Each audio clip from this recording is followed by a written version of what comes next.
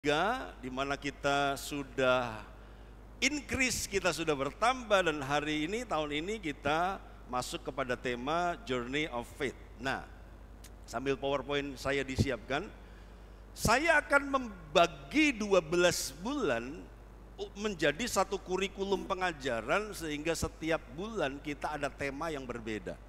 Saya ingin menghubungkan perjalanan iman ini dengan pengakuan iman rasuli. Nah, kita gereja Pentakosta jarang sekali kita mengucapkan pengakuan iman rasuli, jarang ya. Walaupun bukan berarti kita tidak mendeklarasikan iman kita. Iman kita deklarasikan dalam bentuk lagu-lagu, tetapi kita jarang dalam liturgi sengaja mengucapkan pengakuan iman rasuli. Nah, pengakuan iman rasuli itu adalah sebuah proklamasi iman. Itu adalah inti dari Alkitab, itu adalah inti dari firman Tuhan, inti dari Injil yang kita percayai dibuat menjadi poin-poin. Setiap gereja punya redaksi pengakuan iman rasuli yang berbeda. Gereja Protestan beda, mungkin Reform beda, Katolik beda, tetapi intinya sebenarnya sama. Bahkan GPDI sebenarnya punya pengakuan iman rasuli yang juga berbeda ya, tetapi karena saya tidak mau itu hanya diucapkan sebagai kebiasaan, tapi kita perlu memahami itu. Coba saya mau baca di sini, saya juga nggak hafal saudaraku, karena kita jarang mengucapkan itu saudaraku ya. Kita ekspresikan itu dalam lagu-lagu tertentu. Yang pernah di Protestan atau pernah di Katolik mungkin mirip-mirip, coba kita ucapkan pengakuan iman rasuli saudaraku ya. Kita lihat ada yang hafal nggak nih ya, oke ya. Jadi bunyi dari pengakuan iman rasuli, dia berkata begini, mari kita ucapkan sama-sama, 1, 2, 3. Aku percaya kepada Allah Bapa yang Maha Kuasa, Khalik langit dan bumi, dan kepada Yesus Kristus anaknya yang tunggal, Tuhan kita, yang dikandung dari Roh Kudus, lahir dari anak darah Maria, yang menderita sengsara di bawah pemerintahan Pontius Pilatus, disalibkan, mati dan dikuburkan, turun dalam kerajaan maut. Pada hari yang ketiga bangkit pula dari antara orang mati, naik ke surga, duduk di sebelah kanan Allah Bapa yang Maha Kuasa. Dan dari sana ia akan datang untuk menghakimi orang yang hidup dan yang mati. Aku percaya kepada Roh Kudus, gereja yang kudus dan am, persekutuan orang kudus, pengampunan dosa, kebangkitan daging, dan hidup yang kekal. Amin.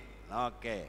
Apa yang baru saja kita ucapkan itu adalah inti dari Injil yang kita percayai, yang kita deklarasikan, dan oleh beberapa teman-teman dari gereja lain itu selalu diucapkan dalam setiap ibadah. Nah, yang saya ingin sampaikan adalah Januari kita akan belajar tentang Bapa, iman kepada Bapa. Aku percaya kepada Allah Bapa yang Maha Kuasa, Khalik langit dan bumi. Februari kita akan belajar tema iman kepada Yesus dan kepada Yesus Kristus anaknya yang tunggal, Tuhan kita, yang dikandung dari Roh Kudus, lahir dari anak darah Maria. Bulan Maret kita akan belajar iman, salib, dan penderitaan. Yang menderita sengsara di bawah pemerintahan Pontius Pilatus, disalibkan, mati dan dikuburkan, turun dalam kerajaan maut. Bulan April kita akan belajar iman, mujizat, dan kemenangan. Pada hari yang ketiga bangkit pula dari antara orang mati. Dan bulan Mei kita akan belajar iman dan sorga, naik ke sorga, duduk di sebelah kanan Allah Bapa yang Maha Kuasa. Bulan Juni kita akan belajar iman, akhir zaman, dan kedatangan Yesus. Dan dari sana ia akan datang untuk menghakimi orang yang hidup dan yang mati. Bulan Juli kita akan belajar iman kepada Roh Kudus. Aku percaya kepada Roh Kudus. Agustus, iman dan tubuh Kristus, gereja yang kudus dan am, persekutuan orang kudus. September, iman dan pengampunan dosa. Oktober, iman, kebangkitan dan kekekalan, kebangkitan daging dan hidup yang kekal. Aminnya nggak usah dibahas, saudaraku ya, haleluya. Karena masih ada November dan ada Desember, maka saya menambahkan menu untuk November, iman dan keluarga. Kita akan bicara khusus tentang keluarga di bulan November, dan di bulan Desember, iman dan masa depan. Bagaimana kita mengimani masa depan yang terjamin di dalam Tuhan kita Yesus Kristus. Yang mengerti dan kagum katakan amin. Haleluya. Oke, sekarang kita mulai 2024 Journey of Faith, perjalanan iman, dan tema sepanjang Januari ini adalah iman kepada Bapa. Judul yang saya ingin sampaikan pagi hari ini mungkin nyeleneh, tapi judulnya adalah roti batu, ikan ular, telur kalajengking. Haleluya. Coba ucapkan sama-sama dan ingat. Iya. Kok judulnya aneh banget sih Pak? Ya, roti batu, ikan ular, telur kalajengking. Apakah karena sore mau perjamuan kasih ya? Lalu ngomong soal roti, soal ikan, soal telur saudaraku ya. Tidak, kita akan belajar tentang profil Bapa yang baik. Kita akan lihat tentang figur Bapa yang mengabulkan doa anak-anaknya. Nah, oke, karena PowerPoint-nya masih macet, mari buka Alkitab di Alkitabmu. Mari siapkan ayat di HP-mu dari Matius 7 ayat 8. Kita mulai ayat 7 ya, Matius 7 ayat 7. Bentar, Matius 7 ayat 7. Oke, Matius 7 ayat 7 dan seterusnya kita baca sama-sama. 1, 2, 3. Mintalah maka akan diberikan kepadamu. Carilah maka kamu akan mendapat. Ketoklah maka pintu akan dibukakan bagimu. Karena setiap orang yang meminta menerima. Dan setiap orang yang mencari mendapat, dan setiap orang yang mengetok baginya pintu dibukakan. Lanjut, ayat yang ke-9 sampai 11. 2, 3. Adakah seorang daripadamu yang memberi batu kepada anaknya jika ia meminta roti, atau memberi ular jika ia meminta ikan? Jadi jika kamu yang jahat tahu memberi pemberian yang baik kepada anak-anakmu, apalagi Bapamu yang di sorga. Ia akan memberikan yang baik kepada mereka yang meminta kepadanya. Mari kita ucapkan lagi kalimat terakhir. Ia akan memberikan yang baik kepada mereka yang meminta kepadanya. 1, 2, 3. Ia akan memberikan yang baik kepada mereka yang meminta kepadanya. Saudaraku, Tuhan kita, Bapa kita adalah Bapa yang baik, yang memberikan yang baik kepada mereka yang meminta kepadanya. Mungkin ada yang berkata, Pak, saya sudah bertahun-tahun, saya sudah puluhan tahun meminta sesuatu, tapi kok enggak diberikan. Apakah Tuhan tidak memberikan ya? Saya mau berkata bahwa ketika Tuhan tidak memberikan kepada kita, itulah pemberiannya yang terbaik. Karena Dia tahu bahwa yang terbaik adalah kata tidak. Yuk katakan sama-sama, kata tidak dari Tuhan adalah pemberiannya. 1, 2, 3, katakan haleluya. Oke ya. Jadi kok Tuhan gak beri apa-apa sih Pak kepada saya? Saya mau berkata bahwa bahkan ketika Tuhan berkata tidak terhadap doa kita, itulah jawaban doa. Itulah pemberiannya. Karena Dia ngerti lebih baik tidak daripada iya. Begitu ya. Jadi kita harus sepakat dulu bahwa Bapa kita selalu memberikan yang baik kepada mereka yang meminta kepadanya. Dan kemudian digambarkan gak mungkin ada seorang yang kalau anaknya minta roti, dia kasih batu. Gak mungkin kalau ada seorang bapak sejahat apapun yang ketika anaknya minta ikan, dia memberi ular. Gak mungkin. Nah, jadi di sini kita melihat ada 4 hal dari judul kita. Ya, ada 4 hal dari judul kita. Ada roti, ada batu, ada ikan, ada ular. Tapi coba sekarang buka Lukas pasal yang ke-11. Lukas pasal yang ke-11 ayat 11 dan 12. Haleluya, puji Tuhan. Lukas 11 ayat 11 dan 12. Kita baca sama-sama ya. Rupanya Lukas melengkapi apa yang tidak dituliskan oleh Matius. Oke, Lukas 11 ayat 11 dan 12. Kita baca sama-sama. 1, 2, 3. Bapa manakah di antara kamu jika anaknya minta ikan daripadanya akan memberikan ular kepada anaknya itu ganti ikan? Sama. Tapi 12 beda. 12, 1, 2, 3. Atau jika ia minta telur akan memberikan kepadanya kalajengking. Nah, rupanya kita ketambahan dari versi Lukas. Rupanya Yesus mengatakan juga bahwa gak mungkin kalau seorang bapak anaknya minta telur, lalu dia akan kasih kepada anaknya kalajengking. Nah, sebenarnya Yesus sedang bermain-main, Yesus sedang berkreasi dengan pengajarannya. Kalau kita ngerti pengajaran Yesus itu begitu luar biasa. Coba next yang berikutnya. Ternyata sebentar kita akan melihat bahwa antara roti dan batu itu ternyata serupa. Antara ikan dan ular itu ternyata serupa. Antara telur dan kalajengking itu rupanya serupa. Apanya yang serupa? Yang jelas tentu tidak sama. Karena itu Yesus berkata tidak mungkin seorang bapak yang baik, tidak mungkin seorang bapak yang bahkan dia jahat sekalipun, gak mungkin dia kasih pemberian-pemberian yang ada di sebelah kanan. Yang hijau yang diminta, yang merah yang diberi. Gak mungkin memberikan seperti itu. Rupanya ini serupa. Pengen tahu keserupaan telur dan kalajengking, saudara? Pengen tahu keserupaan roti dan batu? Bilang sama sebelah, tetap di saluran yang satu ini. Bilang saudaraku, haleluya ya. Oke. Kita lanjut. Mulai menarik nih, mulai asik nih. Next yang berikutnya. Karena PowerPoint-nya juga udah bisa. Rupanya di saat itu di Palestina banyak batu yang berserakan itu mirip roti. Iya ya. Batu yang berserakan mirip roti. Nah, peneguhannya apa? Ketika Matius 4 ayat 3, iblis mencoba Yesus, kita sudah bahas tahun lalu kan? Gitu kan? Lihat.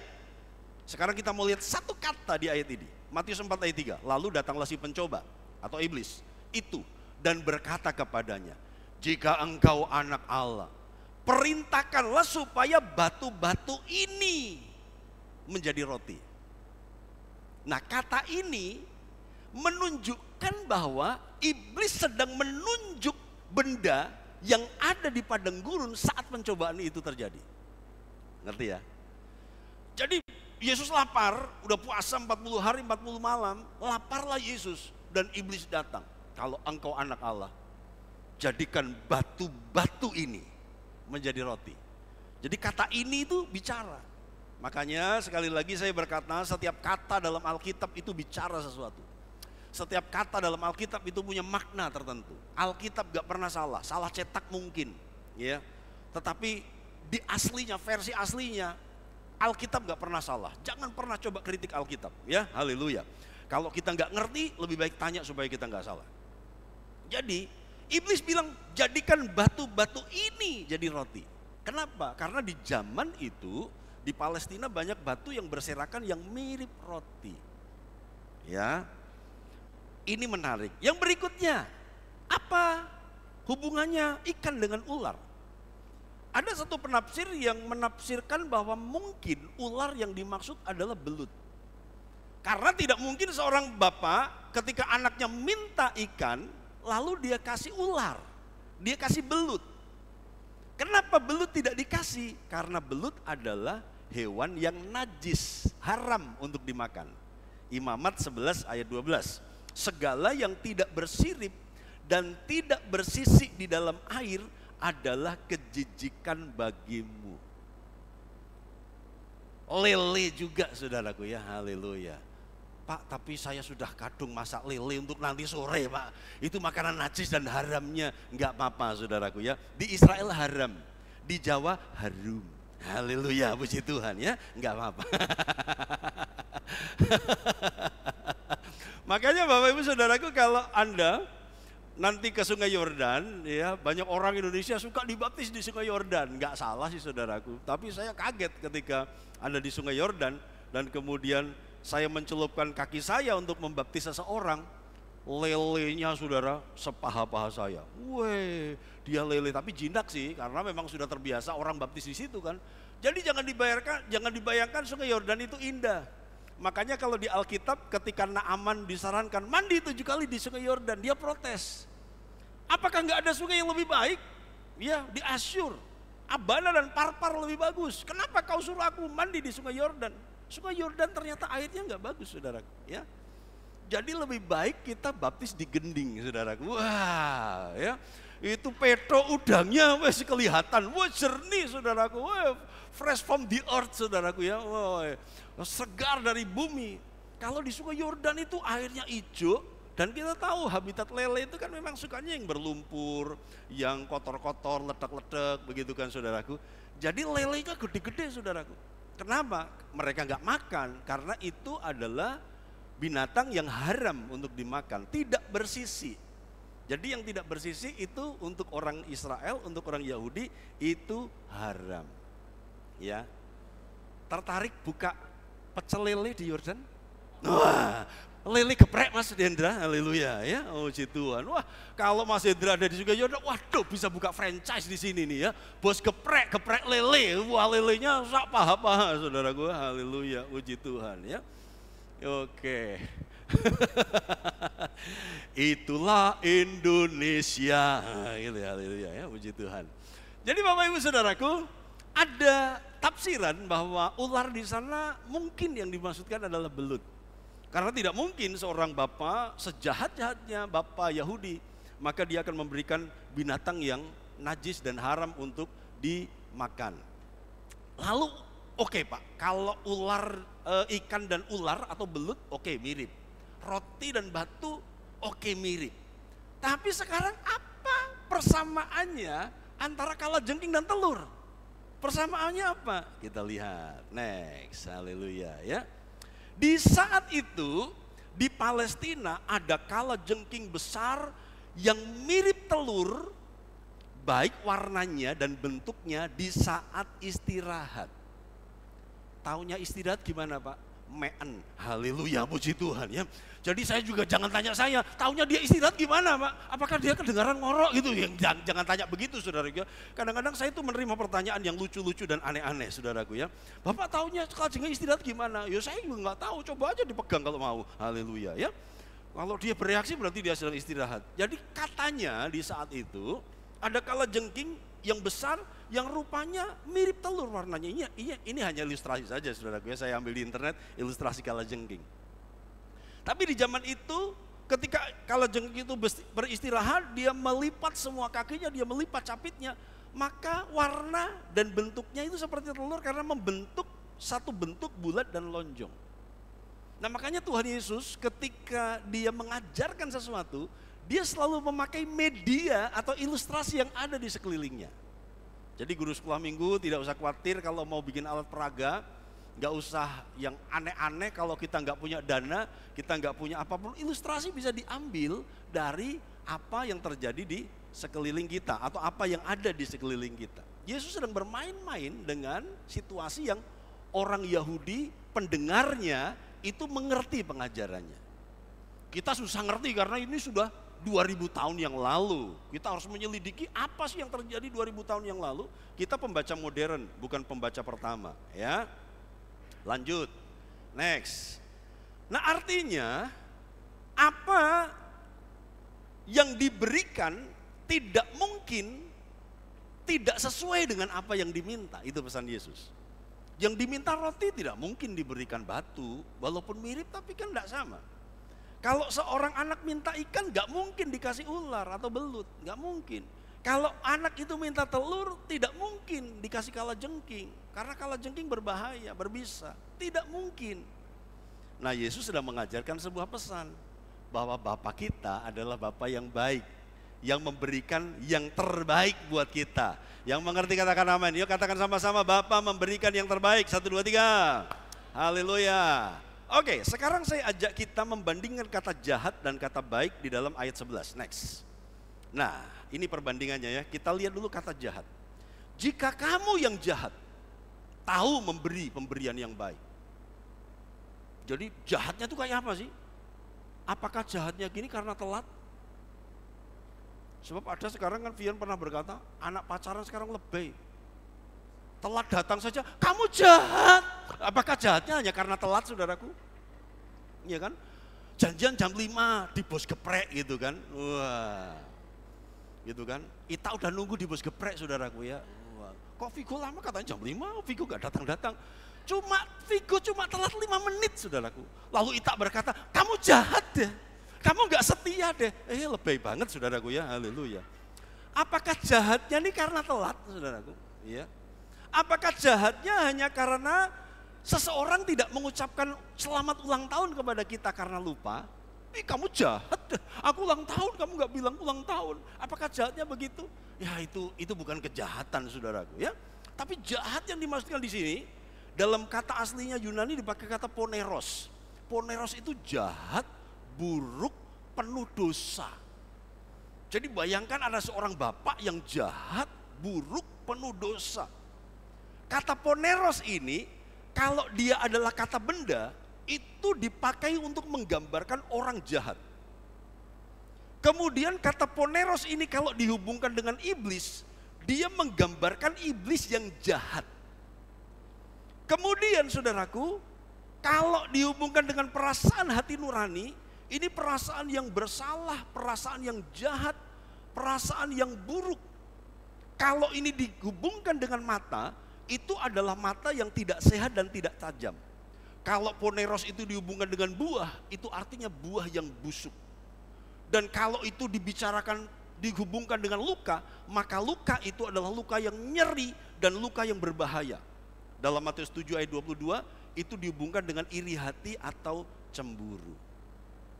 Yo, jangan iri, jangan cemburu. Bilang sama sebelah, jangan poneros, bilang saudaraku ya. Oke, haleluya. Jangan iri, jangan cemburu dengan berkat orang lain, saudaraku, ya kan? Dengan apa yang terjadi kepada orang lain, jangan iri, jangan cemburu. Nah, artinya jahat ini adalah sesuatu yang benar-benar buruk. Kebusukan kalau buah. Kalau mata nggak sehat, kalau luka itu nyeri dan berbahaya. Bahkan poneros selalu dihubungkan dengan iblis yang jahat. Lanjut. Saya kasih beberapa ayat yang mencantumkan kata poneros. Jadi poneros selalu berarti negatif dan tidak baik. 2 Tesalonika 3 ayat 2. Dan supaya kami terlepas dari para pengacau dan orang-orang jahat atau poneros.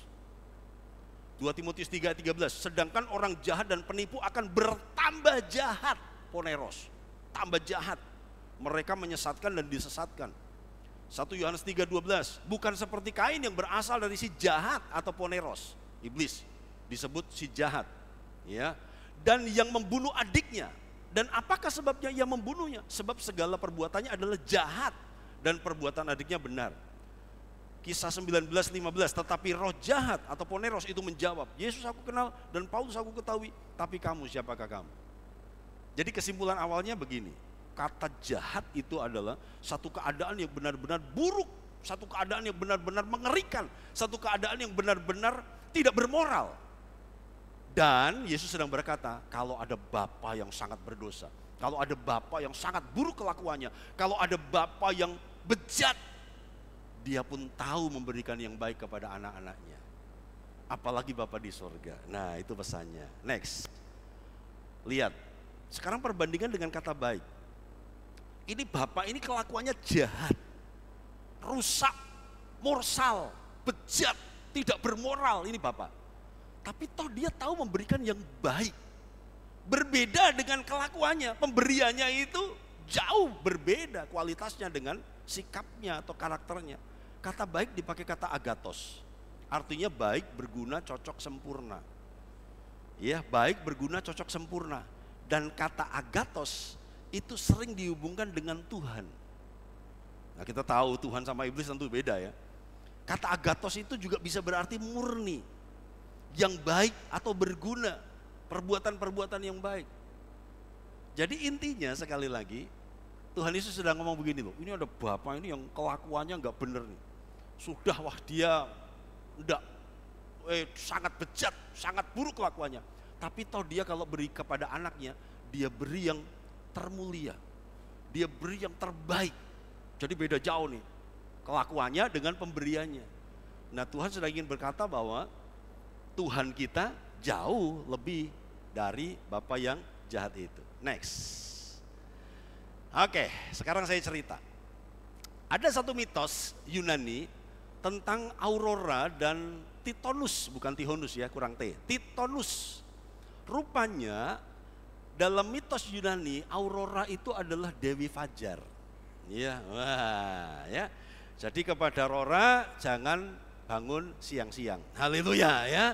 Karena kamu Dewi Fajar. Jadi harus rajin datang pagi. Haleluya ya. Harus rajin bangun pagi karena artinya Dewi Fajar. Ya. Haleluya. Puji Tuhan.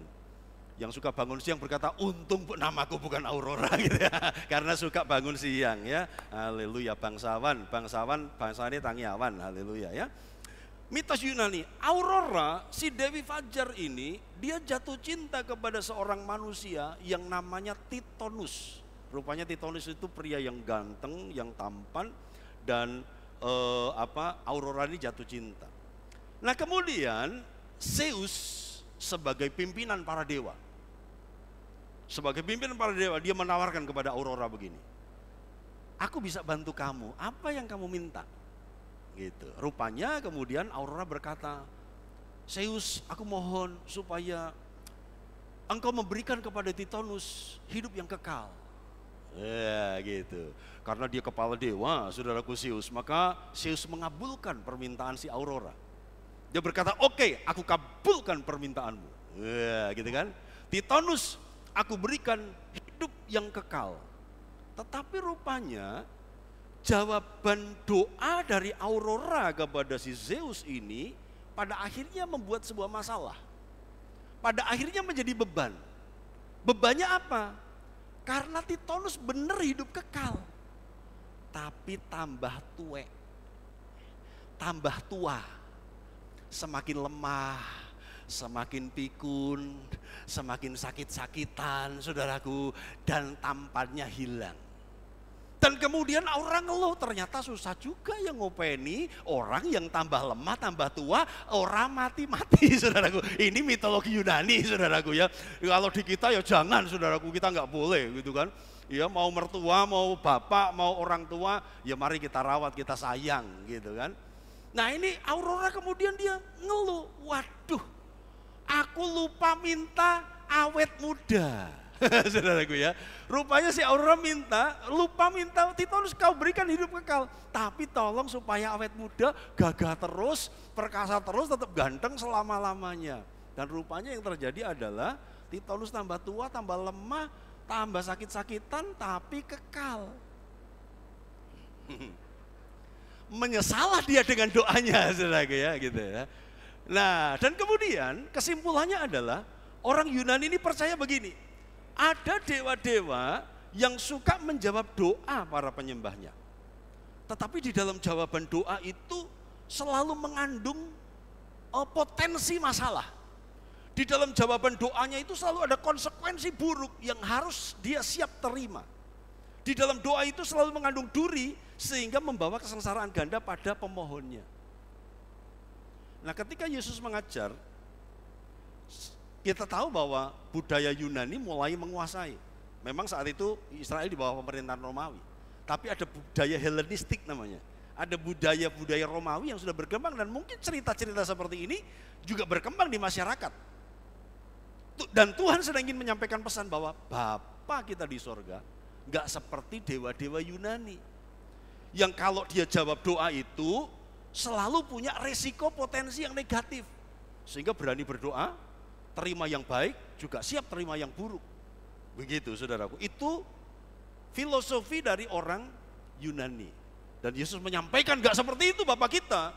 Bapak kita gak seperti itu, Bapak kita Bapak yang baik, dia selalu memberikan yang terbaik. Katakan sama-sama, Bapakku yang terbaik. Katakan, 1, 2, 3. Next kita lihat Yakobus 1 ayat 17. Kita baca sama-sama ya. Yakobus 1:17, 2, 3. Setiap pemberian yang baik dan setiap anugerah yang sempurna datangnya dari atas, diturunkan dari Bapa segala terang. Padanya tidak ada perubahan atau bayangan karena pertukaran. Setiap pemberian yang baik dan setiap anugerah yang sempurna datangnya dari atas, diturunkan dari Bapa segala terang. Bapa tuh selalu kasih yang terbaik, saudaraku, ya. Jadi jangan menyesal dengan pasanganmu yang hari ini yang kau merasa tidak baik, saudaraku. Kalau engkau sudah mulai dengan doa, syukurilah ini yang terbaik, ya. Walaupun tambah gembrot, haleluya, puji Tuhan, ini yang terbaik. Walaupun tambah bawel, saudaraku, ini yang terbaik, haleluya, ya. Walaupun tambah cerewet, saudaraku, ini yang terbaik. Walaupun ternyata melukai kita, ini yang terbaik dari Tuhan untuk melatih aku, untuk mengajar aku, berserah dan bergantung kepada Bapa. Next, menjelang terakhir. Nah, pada akhirnya ketika Tuhan berkata mintalah maka akan diberikan kepadamu. Carilah maka kamu akan mendapat. Ketoklah maka pintu akan dibukakan bagimu. Kita perlu paham bahwa ada dua macam kata perintah dalam bahasa Yunani. Perintah yang pertama adalah perintah untuk, bukan untik. Iya, ya.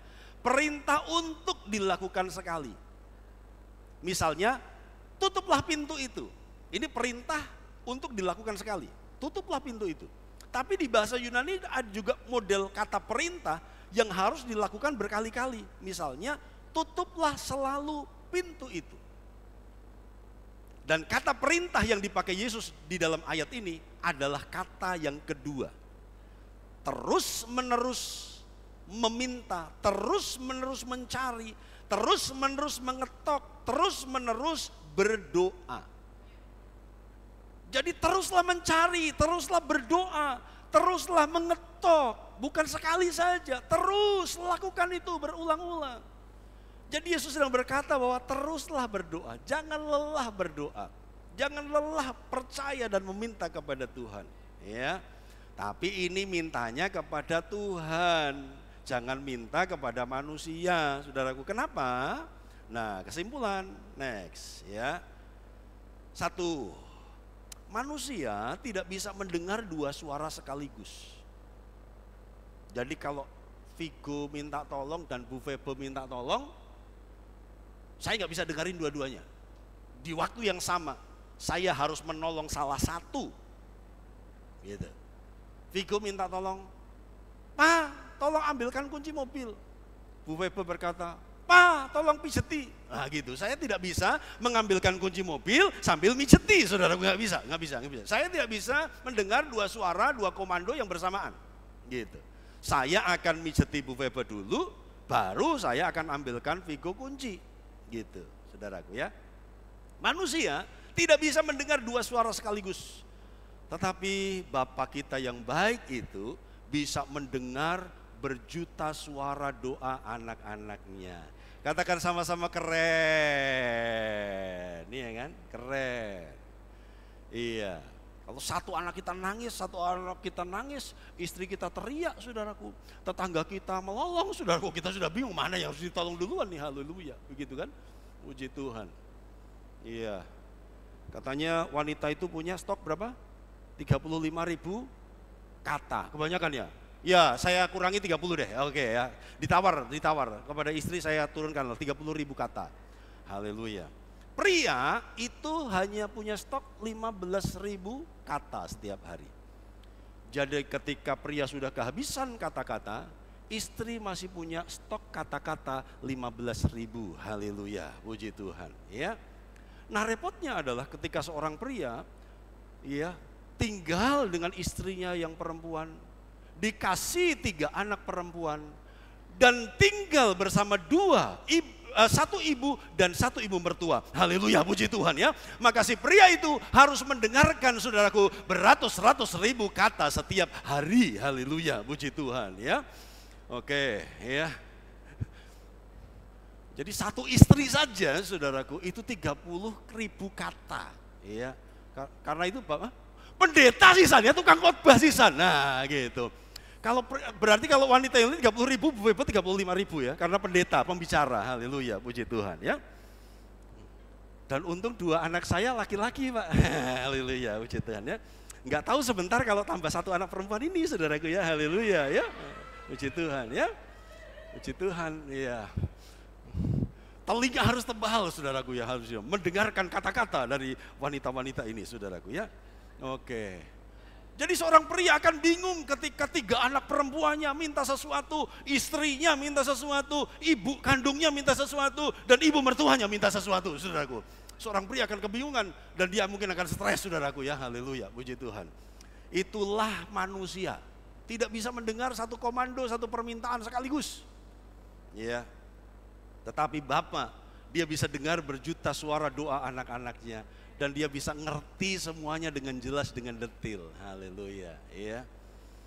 Puji Tuhan. Nomor 2, manusia bisa kesal ketika didesak berkali-kali dengan permintaan yang itu-itu saja. Benar apa betul saudaraku?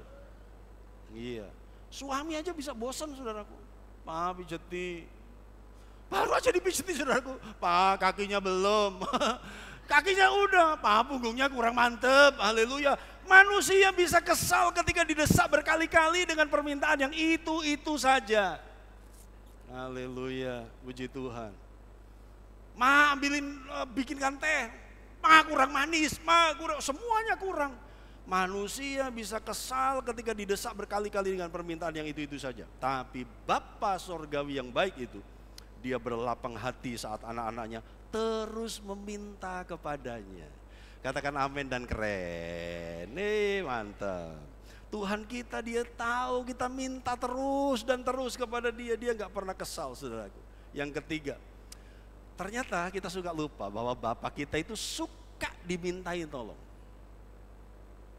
Suami bisa bosan menolong, tetangga bisa bosan menolong, saudara seiman bisa bosan menolong. Tetapi Bapa selalu suka dimintai tolong. Dan dia selalu mau menolong. Dan yang terakhir, Bapa selalu memberi yang terbaik. Yang mengerti katakan amin. Saya tutup dengan sebuah kesaksian. Next. Ini yang terjadi dengan payudara Bu Febe awal Desember. Saya baru buka ini kepada semuanya. Ini bukan di puting saudara. Jadi ini ke dada. Jadi antara, ini kan kanan ya. Jadi antara dada. Jadi dia ke arah dada. Pada awal Desember, payudara itu memerah dan nyeri. Tetapi kemudian pertengahan Desember, benjolan di payudara yang sudah bertahun-tahun itu pecah. Ya saya sebagai suami bohong kalau saya nggak panik, maksudnya nggak khawatir gitu ya. Nggak khawatir, saya berkata Tuhan terus mau gimana nih. Saya ngerti kalau diajak ke dokter pasti nggak mau. Jawabannya adalah kalau aku ke dokter dan sudah pasti aku bisa sembuh, aku mau. Dan kebetulan juga kita belum punya BPJS saudaraku ya. BPJS kami ketenaga kerjaan. Karena oleh sinode dimasukkan ketenaga kerjaannya bukan kesehatannya gitu. Dan ketenaga kerjaan nggak bisa cover ini kan saudaraku. Jadi BPJS kami adalah berharap pada Yesus saja. Haleluya ya, BPJS berharap pada Jesus saja. Saudaraku, saya udah ngerti jawabannya. Kalau aku ke dokter dan aku pasti sembuh, aku mau ke dokter. Tapi kalau aku harus pulang dengan penyakit ini, aku siap pulang. Waduh, omongannya sudah begitu saudaraku. Jadi saya nggak bisa paksa dan pada akhirnya kita rawat saja. Kita rawat, saudaraku, manual saja seperti merawat luka. Dan yang hitam-hitam itu adalah cairan khusus. Jadi kalau ada bapak ibu yang punya luka, yang susah kering, hubungi kami. Kami punya cairan khusus yang jangan disebut di sinilah ya, karena bukan endorse, haleluya. Jangan dilarang menyebut merek ya. Ini alami dan untuk mengeringkan luka. Jadi kalau bapak ibu punya luka yang susah kering, itu Bu Grace sudah ngalami, kemudian dipraktekkan Bu Weber kemarin juga terjadi baik, kemudian Isai kemarin saudaraku sunatnya susah kering dan kemudian pakai ramuan ini dan ternyata menjadi kering ya. Oke. Jadi ini ramuan rahasia dan khusus yang tidak semua orang tahu, tetapi aman ya. Nah, pecah saudaraku, kalau sebuah situasi begini ya kita berdoa. Jadi kita ke Jambi dalam suasana seperti ini. Kita kemarin ke Jambi bawa perban, bawa obat-obat, bawa perban, dan setiap sore saya rawat, saya bersihkan, kompres. saudaraku kompres dan kemudian kompres air panas, kemudian dibersihkan dengan Rivanol ya, Rivanol, kemudian di treatment di olesila. Kita ke Jambi dengan situasi seperti ini. Dan Bapak Ibu Saudaraku yang konseling dengan Bu Febe selama bulan Desember, Bu Febe mengkonseling Anda dalam situasi yang seperti ini. Jadi intinya adalah ketika kami melayani bukan berarti kami ini baik-baik saja, ya. Tapi kami coba percaya bahwa Tuhan akan tolong semuanya, gitu ya. Jangan dipikir bahwa kami selalu kuat, kami selalu baik-baik saja, ya. Ada saatnya jemaat gak ngerti bahwa kami bergumul dengan pergumulan yang sama dan bahkan mungkin lebih berat dari pergumulan. Next, tetapi puji Tuhan, next, semakin mengering saudaraku. Dengan cairan itu, Tuhan pakai itu, nanahnya hilang, kemudian luka menjadi semakin mengecil. Yang merah-merah itu hanya berkas plester saja, ya. Jadi karena ini bukan di area puting, jadi saya berani menampilkan foto ini. Tapi puji Tuhan semakin mengecil, dan yang sebelah kanan itu sudah beberapa hari yang lalu. Yang saya tahu hari ini sudah semakin mengecil. Bapak Ibu Saudaraku, Tuhan kita adalah Tuhan yang baik. Amin saudaraku. Kita akhiri firman Tuhan kita dengan sebuah pujian. Tepuk tangan buat Tuhan kita. Haleluya. Perjalanan iman. Iya, biarkan kita tidak pernah takut. Tiada laut yang terlalu dalam. Tiada gunung yang teramat tinggi. Oke. Kita nyanyi sekali sambil saya undang pelayan-pelayan yang tadi malam berdoa. Anak-anakku gak usah nari dulu ya. Kalian nyanyi dulu, maju ke depan. Kalian yang datang tadi malam berdoa, maju ke depan. Kita akan nyanyi lagu ini sama-sama untuk jemaat. Menguatkan mereka, memberikan penghiburan kepada mereka bahwa tidak ada laut yang terlalu dalam, tidak ada gunung yang teramat tinggi. Ketika Tuhan Bapa menggandeng tangan kita, Dia akan melewati laut gunung kehidupan. Haleluya. Yang di bawah boleh naik sebentar, kita nyanyi di depan jemaat, para pelayan yang setia, yang menopang pekerjaan Tuhan di tempat ini. Haleluya. Tiada laut yang terlalu dalam, tiada gunung yang teramat tinggi. Saat Engkau Bapa menggandeng tanganku lewati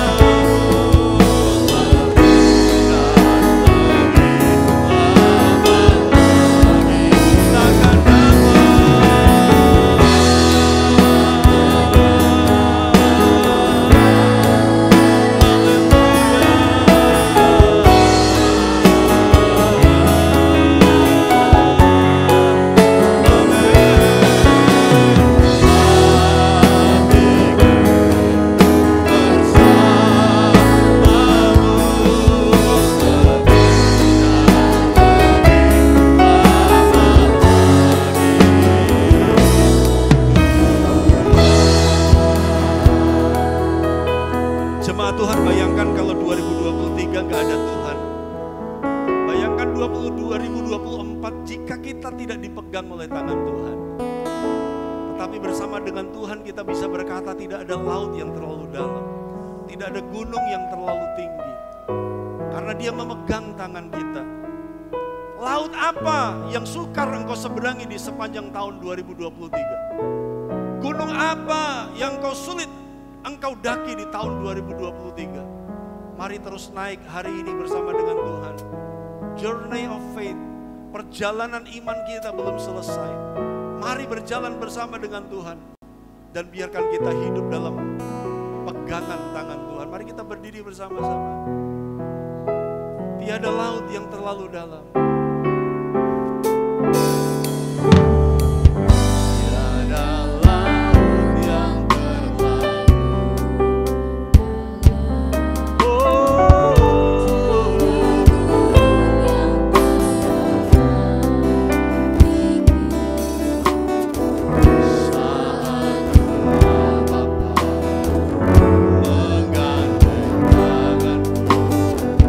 Lewati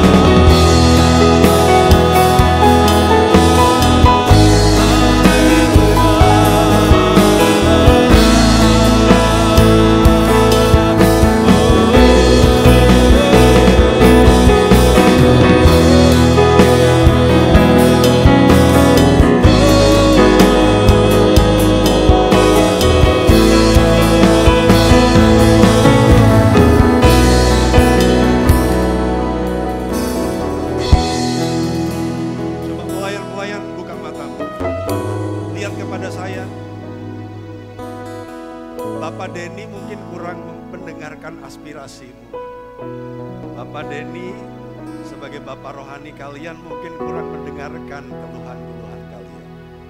Bapak Denny minta maaf. Tapi Bapak Denny berdoa supaya kalian ngerti ada Bapa yang baik, yang tidak pernah melukaimu, yang tidak pernah menyakiti. Bapak manusia bisa gak sempurna, pemimpin rohani bisa gak sempurna, tetapi ada Tuhan yang baik, yang selalu memberikan yang terbaik kepadamu. Kepada jemaat di awal tahun ini saya mau berkata, mungkin saya bukan pemimpin yang sempurna dan pasti tidak sempurna, tetapi saya hanya ingin mengajak kita memahami bahwa ada Bapa yang baik. Mari minta apa tahun ini? Mari minta apa tahun ini? Minta, minta, dan minta kepada Dia. Dia tidak pelit ketika dimintai. Dia selalu senang menolongmu. Mari pakai fasilitas surgawi ke lapangan hatinya. Jemaat Tuhan, sebelum kita pulang mari kita angkat tangan kita. Bersamamu Bapa, ku lewati semua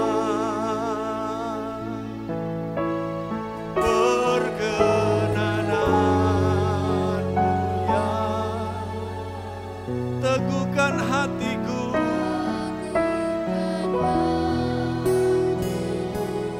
Bapa tolong umat-umat-Mu Tuhan. Bapa tolong umat-umat-Mu Tuhan. Dengarkan cerita umat-umat-Mu Tuhan.